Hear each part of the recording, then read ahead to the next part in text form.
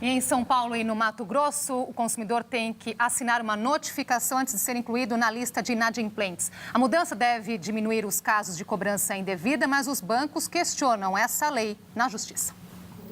Foi só depois de pedir um cartão de crédito no banco que Milene descobriu que estava com um nome sujo.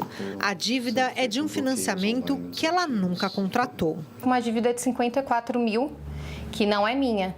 Uma dívida de uma pessoa de Franca, que tem no interior de São Paulo, que tem o mesmo nome que eu, com um número de CPF diferente. Com o nome negativado, a vida da secretária ficou bem mais complicada. Eu não posso abrir conta conjunta com meu marido, a gente não pode financiar a casa, eu não posso comprar nada no meu nome. Se eu tivesse recebido uma carta antes, eu ia atrás, né? Eu não ia deixar chegar nesse ponto. No mês passado, os estados de São Paulo e do Mato Grosso aprovaram uma lei que obriga os serviços de proteção ao crédito a só incluir o nome do consumidor à lista de inadimplentes depois de enviar a ele uma carta com confirmação de recebimento assinada. O consumidor paulista tem até 15 dias e o mato-grossense 5 para quitar ou protestar a dívida após receber e assinar a correspondência. Nos outros estados, a notificação é feita por carta simples e o nome do devedor pode ser negativado 10 dias depois do envio, mesmo que o cliente não tenha recebido efetivamente a correspondência. De acordo com a Proteste, defensora dos direitos do consumidor, o novo modelo deve reduzir o número de reclamações por cobrança indevida, que hoje representa 20% de todos os registros da instituição. Justamente por essa falta de aviso de recebimento, não tem a garantia de que a correspondência chegue na casa, nas mãos do consumidor, ele não tem a oportunidade de apresentar a defesa ou até mesmo efetuar o pagamento antes de sofrer maiores danos, com a negativação do seu nome. Mas a Federação Nacional dos Bancos questiona na Justiça a legalidade da nova regra. A Febraban alega que a lei torna mais burocrático e menos eficaz o procedimento de cobrança. Para quem defende os direitos do consumidor, a legislação não fere a Constituição e deveria, inclusive, se estender a todo o país. Esperamos que todos os estados emitam leis nesse sentido, ou então uma lei federal a partir da Câmara Federal. E quem perder os documentos ou for roubado, principalmente agora no Carnaval, pode evitar ser vítima de fraude notificando o Serasa Experian. O cadastro é feito de graça no site www.serasaconsumidor.com.br e é preciso ter o boletim de ocorrência em mãos. O que vocês acham dessa medida de notificar? Assiste. Antes de nada, eu vejo o seguinte, o consumidor não é de hoje não, ele está sempre perdendo, né? Ele perde o tempo todo. Quer dizer, primeiro, ele não é educado sequer para usar o cartão. Muito pelo contrário. Ele é incentivado a usar o cartão. Ele é incentivado a gastar o que não tem. Aí chega no impasse. E o que fazer? Aí o nome fica sujo. Isso está certo ou errado?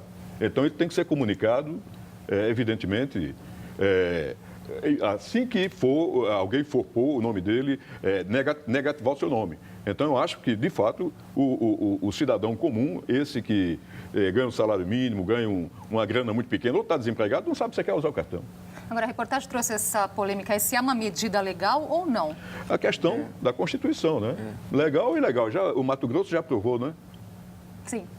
Eu acho que tem que se discutir isso mais um pouco e expandir isso mais para uma discussão maior para o Brasil tomar consciência, portanto, os seus cidadãos, né? É grave o assunto.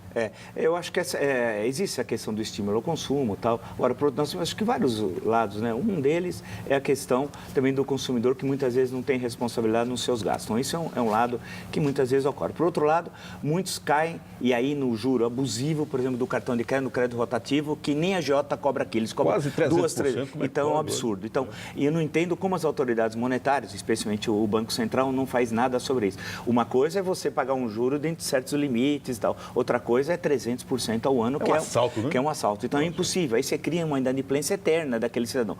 Por outro lado, há uma violência sobre esses pequenos devedores que não ocorre quando é o grande devedor. Aí é o velho problema brasileiro. Você tem gente que deve no Banco do Brasil fortunas. Tem usineiros, estou me referindo ao açúcar, tem usineiros em certos estados do Brasil que devem fortunas e nunca pagaram e dizem que nunca vão pagar. E eu duvido que eles tenham caído, por exemplo, numa malha fina para qualquer outra coisa. coisa. Por outro lado, tem políticos brasileiros que não podem sair em 100 países, um deles chama-se Paulo Maluf, que tem ordem de prisão em 100 países, e será que ele tem problemas de abrir crédito ou de fazer qualquer compra, etc. Então você percebe como existe uma questão classista, que os de baixo, o poder da violência da legislação do Estado é total, enquanto o andar de cima paira sem problemas. E por falar em político, Walter Silva, o político que tem por aí deve horrores porque não entra na lei de inadimplência.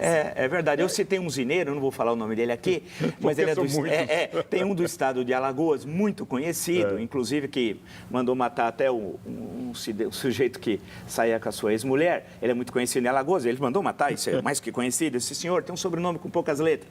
Esse senhor deve uma fortuna, ele continua de jatinho para cima e para baixo. Agora, a senhora que foi entrevistada tem enormes problemas, enormes dificuldades. Portanto, é isso que é a coisa do Brasil. Quer dizer, a lei vale por andar de baixo. Aí ela é de uma enorme violência. Ela não quer saber. Agora, por andar de cima, ele sempre se livra.